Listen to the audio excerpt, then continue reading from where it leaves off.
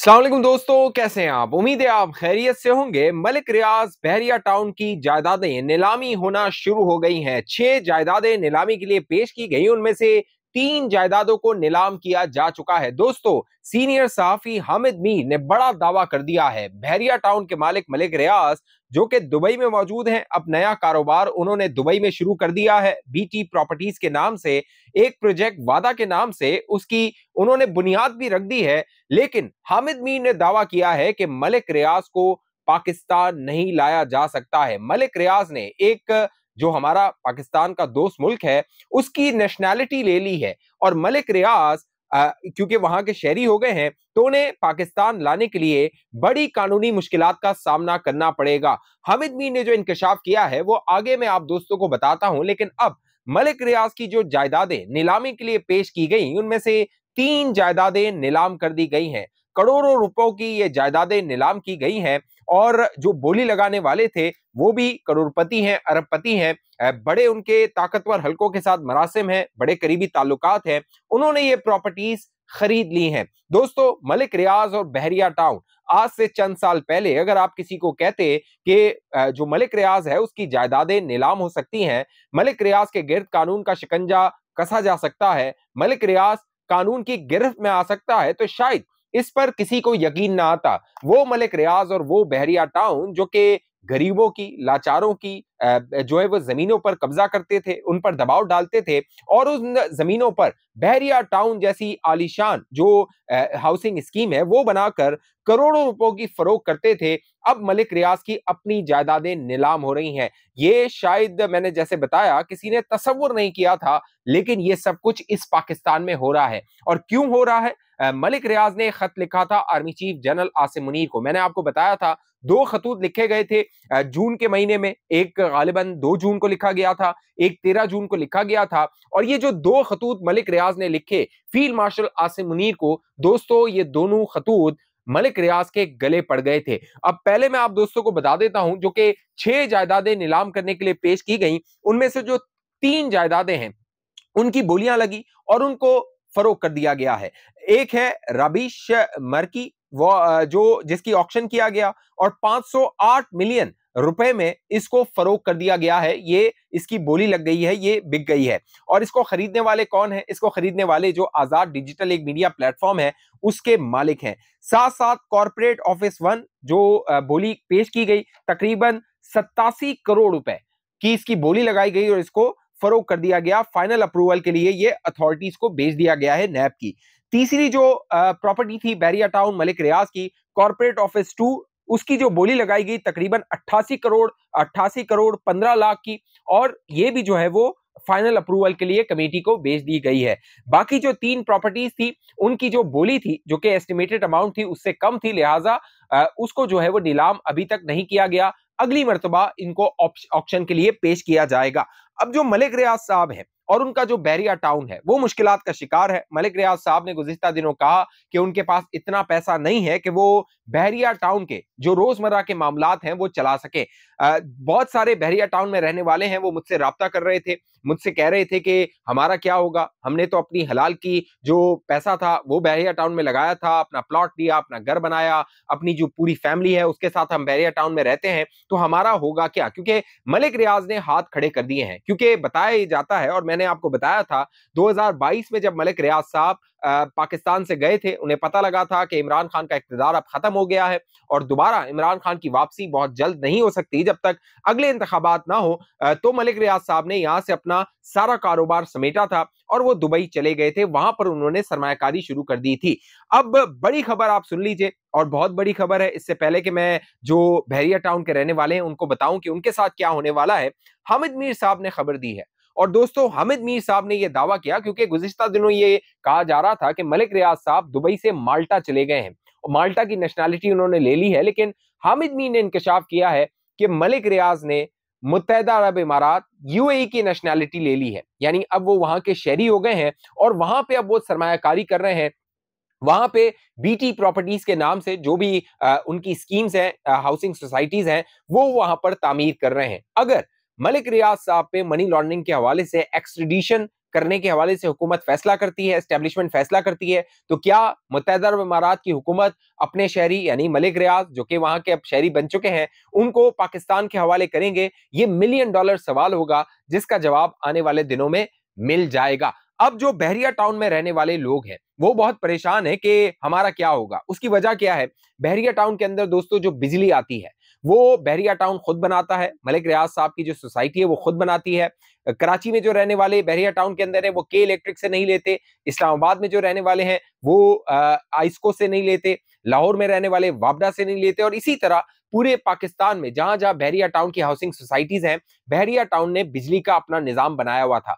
अगर मलिक रियाज साहब कहते हैं, जो कि उन्होंने कहा है कि हम इतनी इस्तात नहीं रखते, हमारे पास इतना पैसा नहीं है कि हम रोजमर्रा के जो मामलात हैं, एमिनिटीज हैं, उनको चला सकें, सहूलियात जो बहरिया टाउन के रहने वाले हैं उनको दे सकें, ऑपरेशन जो हमारा है बहरिया टाउन का वो मुतासिर हो रहा है, तो फिर जो बहरिया टाउन के रहने वाले हैं उनको अपना बिजली का इंतजाम करना होगा। इसी तरह पानी का जो मामला है वहां पे जो बहरिया टाउन है वो इंतजाम करता है बहरिया टाउन के रहने वालों के लिए, उनमें भी मुश्किलात होंगी। फिर सिक्योरिटी के मामलात हैं, सफाई सुथराई के मामलात हैं, ये तमाम मामलात जो हैं वो बहरिया टाउन में क्राइसिस सिचुएशन आने वाली है। लेकिन एक जो मामला आखिर सवाल ये पैदा होता है कि जो मलिक रियाज जो कि रियासत का बड़ा करीब था, बड़ा कह लीजिए एस्टेब्लिशमेंट के बड़े करीब था, साबिक फौजी जर्नैल और साबिक जो जज होते थे वो मलिक रियाज के मुलाजिम होते थे, तो जो मलिक रियाज है उस पर यह वक्त क्यों आया? अब दोस्तों मैंने आपको बताया था कि मलिक रियाज साहब के हवाले से क्योंकि बड़े खैरख्वाह हैं, देखिए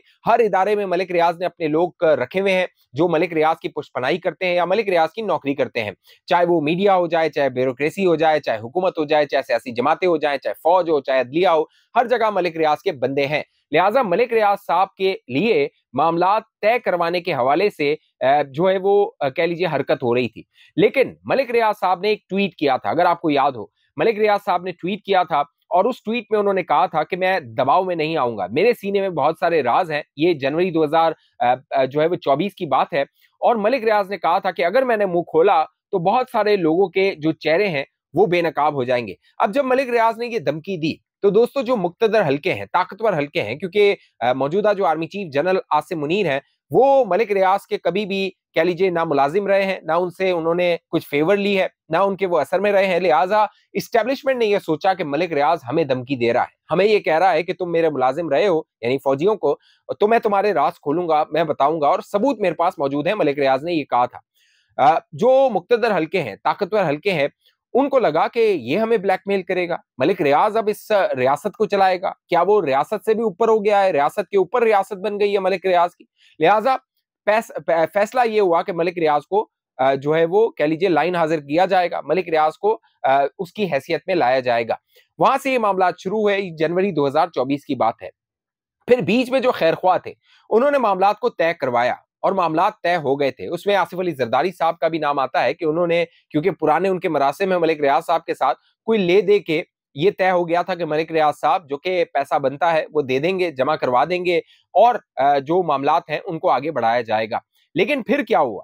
फिर मलिक रियाज साहब ने जून के महीने में 2 खतूत लिखे फील्ड मार्शल आसिम मुनीर साहब को, और वो जो खतूत थे दोस्तों वो मलिक रियाज के गले पड़ गए, क्योंकि जो मलिक रियाज साहब थे उन्होंने उन खतूत में लिखा कि वो शौदा के लिए 3000 कनाल जमीन देने को तैयार हैं, यानी वो शौदा को, जो पाक फौज के शौदा है उन्हें 3000 कनाल जमीन देंगे, फौज उसको कबूल करे और जो शौदा है उनकी फैमिलीज को वो दिया जाए।